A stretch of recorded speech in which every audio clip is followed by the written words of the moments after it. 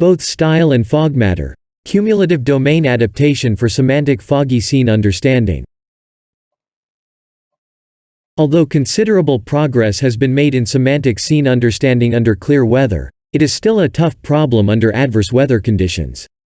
Considering the success in semantic scene understanding under clear weather, we think it is reasonable to transfer knowledge learned from clear images to the foggy domain. As such, the problem becomes to bridge the domain gap between the labeled clear domain S and the unlabeled foggy domain T. Intuitively, we may tackle this problem by closing the domain gap with state-of-the-art domain adaptation methods. However, these methods mainly align domains in an adversarial or a self-training manner, regardless of how the domain gap is caused. Besides, as has been validated, they fail to address the problem well due to the large domain gap.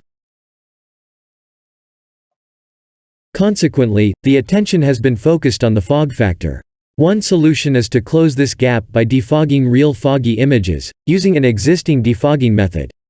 Whereas, the defogging method will also introduce artifacts, acting as noise, to hinder the domain adaptation. Another solution is to add synthetic fog to clear images, and learn with synthetic foggy images and annotations of clear images, in a supervised manner. Nevertheless, synthetic foggy images, not as real foggy ones, could also widen the domain gap. In this paper, we propose to explicitly investigate the domain gap, to avoid directly treating the total domain gap, without using synthetic foggy data or knowledge of defogging. We assume the domain gap is caused by the mixed fog influence and style variation, and both of them are important to SFSU. That is, we assume there exists the style-related gap and the fog-related gap in the domain gap of SFSU. By adding an intermediate domain M, we can decompose the mixed dual-factor gap into two single-factor gaps.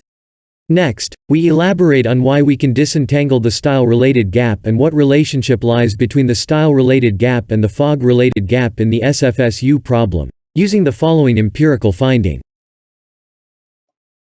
Mean variance value, MVV, measures the overall performance of the segmentation model in a specific domain. At first, we train a segmentation model with S domain. Then, we test it on S, M and T domain data, and the performances in three domains are shown as different yellow bars. Besides, the difference between two bars can represent the domain gap, such as the style gap, fog gap and dual gap. Next, we adapt the segmentation model with M domain data.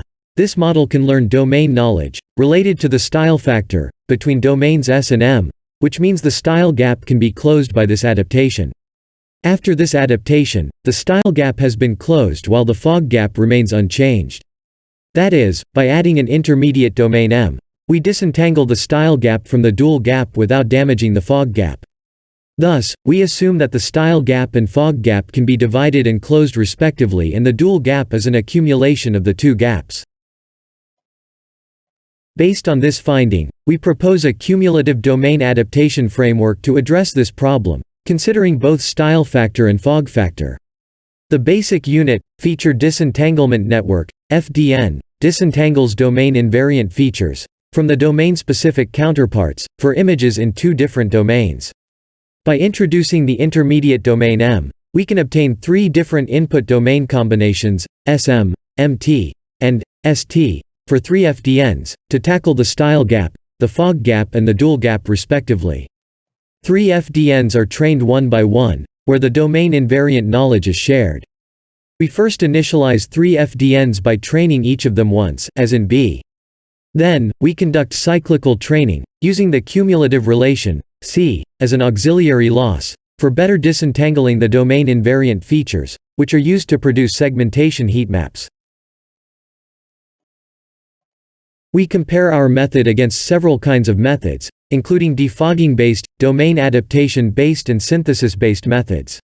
For a fair comparison with synthesis-based methods, we also add foggy cityscapes as extra data to train sub-network model M to T, which we name as CUDA-Net+. Finally, our method achieves state-of-the-art performance on foggy Zurich and foggy driving benchmarks. Also, the results show more clear spatial structure, as more components in our framework are used. Besides, the red boxes clearly show that our method can better deal with the details than the SOTA methods.